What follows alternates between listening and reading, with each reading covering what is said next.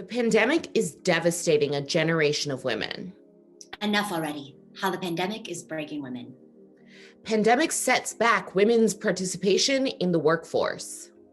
Pushed out by the pandemic, women struggle to regain footing in the U.S. job market. Shecession, pandemic's impact on women's employment. In 1 year, coronavirus pandemic has wreaked havoc on working women.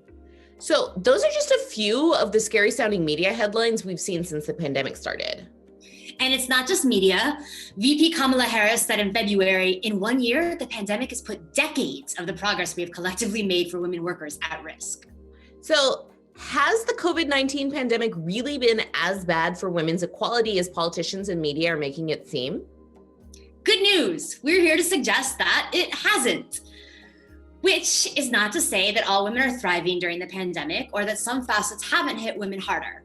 But a lot of the things that are being talked about as issues for women are actually issues for parents, regardless of gender. And a lot of the more dire sounding figures get less so with a little context. Plus, pandemic work arrangements and the things we've learned from them could actually prove really beneficial to women in general and to parents in the long run.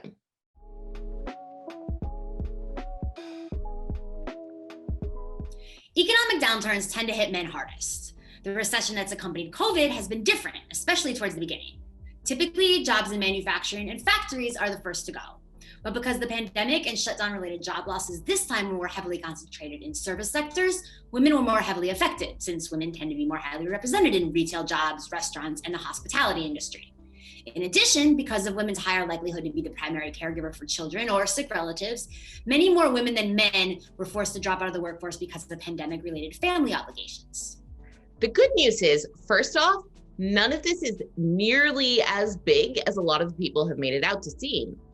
Compared to February 2020, 95.9% of men and 95.2% of women were still working a few months later in April, which means women were only outpacing men in job losses by about 0.7 percentage points.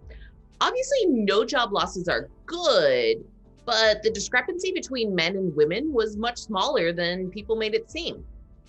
Also, a lot of these jobs have returned. Both men and women's workforce participation have bounced back some, but women's workforce participation has rebounded less consistently. Still, as of February 2021, men's workforce participation was back up to 97.8% of its pre-pandemic levels, while women's was back up to 96.9%. All of this is different than the unemployment rate. Unemployment rates are calculated based on the number of people out of work who want to be employed. That is, they're actively looking for a job or are waiting for an existing job to take them off furlough.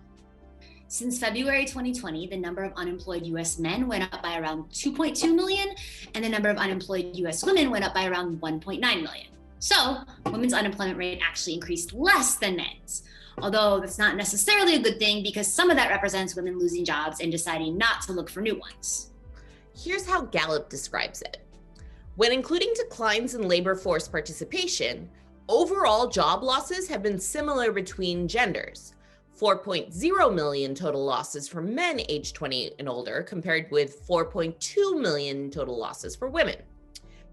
But women have been much more likely to leave the labor force, which means that they would not be in those unemployment numbers, while men continue to actively seek employment or wait to be recalled from temporary layoff. So the idea that more women lost jobs to begin with, and they aren't seeking employment anymore, may seem like a really bad sign, but it's not necessarily a long-term one. Because women are more likely to be in public-facing jobs, like the waitressing, the retail jobs, they may have been less inclined to seek work again until the pandemic risk passes because they were more likely to be contracting COVID.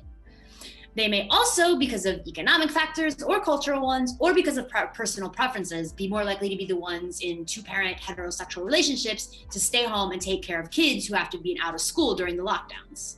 Yeah, and whether this is bad per se depends on how you look at it. And the truth is, it's probably good for some women, neutral for others, and bad for the rest. If women are being pressured to quit their jobs to do homeschooling and they'd prefer not to, that's obviously no good. But many women may actually also prefer to be the ones handling childcare and remote schooling instead of their male partners, which is an acceptable choice for families to make as well.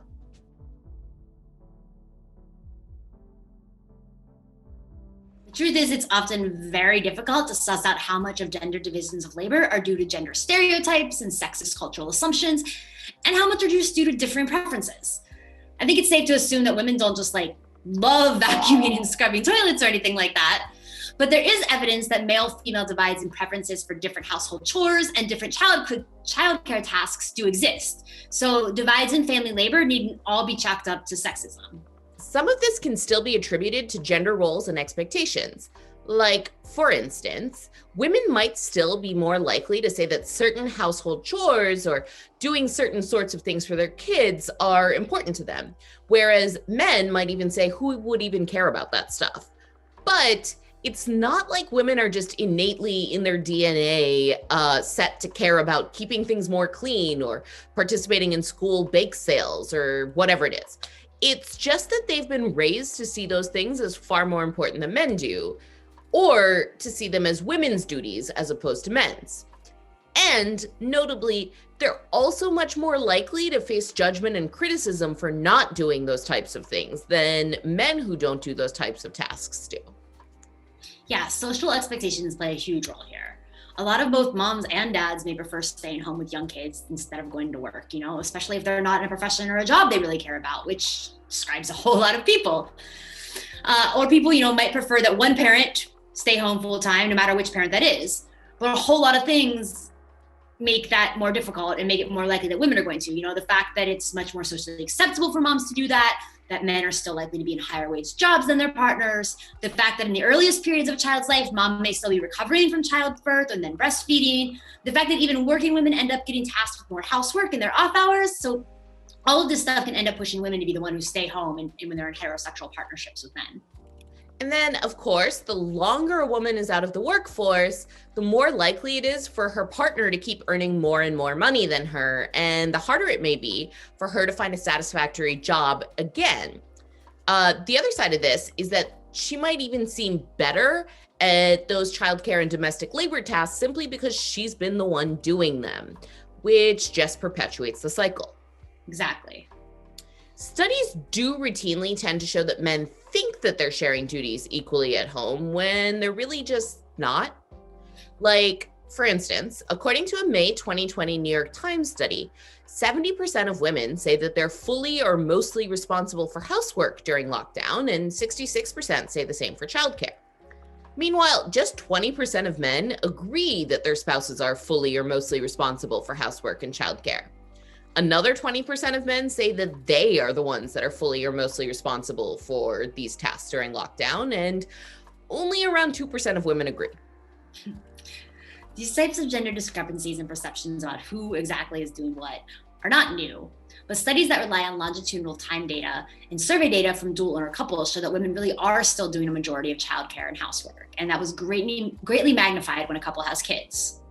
So according to a 2015 study that's pre-pandemic in the Journal of Marriage and Family, in dual income families that did not have a gender gap in domestic labor prior to having children, women began doing more than 2 hours of additional labor per day after birth, compared to an additional 40 minutes for men.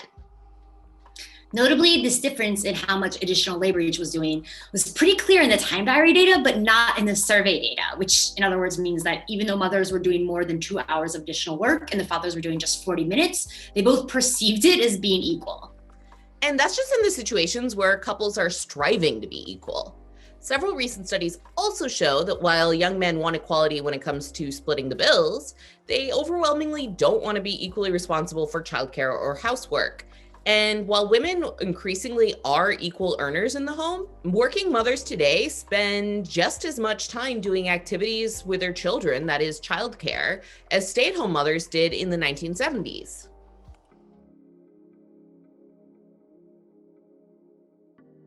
So this gets to another interesting way the pandemic and lockdowns may be changing gender roles. The New York Times noted last year that research has shown that major changes to domestic routines sometimes have the potential to create new, more equitable ones. If both parents take leave after a baby is born, for example, they share more of the work in the long term. The Guardian did a piece recently talking about a bunch of fathers who were staying home full time for the first time or staying home more than they usually would for the first time and trying to juggle work and childcare. And a lot of them were like, wow, I didn't realize how much work goes into the day-to-day of taking care of kids.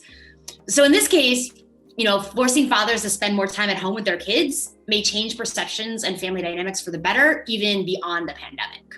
Yeah, one of the things that really stood out to me about that Guardian piece, though, was that some of the fathers being featured only had custody of their kids for 1 or 2 weekends a month, and they still thought that they were now, thanks to COVID, doing a notably larger share of childbearing work than they otherwise would have been. One of the things that stood out to me was that one, like so much of the media focused on, parenting and gender roles and women's struggles during the pandemic, was heavily skewed towards creative class or knowledge class professionals, or whatever you want to call it. People who tend to be middle class or above, faring pretty well during all of this and living like a totally different pandemic experience than people who are still forced to go out in the world to work the whole time. Yeah, this makes me think of all of those COVID-19 baby bust or COVID baby things that people keep talking about.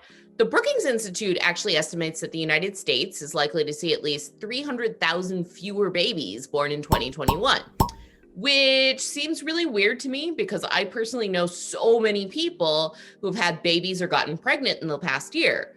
Probably actually way more than in any previous year, to be honest. Yes, same.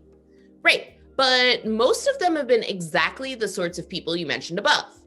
They haven't lost their jobs or had their hours cut back. They've been working from home and not having to worry as much about risk to their health. They've had a lot of more time with their partners. They're facing less stress, and they have a better work-life balance than ever before. So now is kind of the perfect time for them to start a family or add more kids to it. Meanwhile, it's not hard to see why for huge swaths of people who have lost jobs, had their hours cut, or just, see their employment status as more precarious, or they have to go out and face the risk of getting COVID every day. The past year probably seems like a horrible time to have kids. It really is like two different pandemics were happening based on one's job sector and socioeconomic status.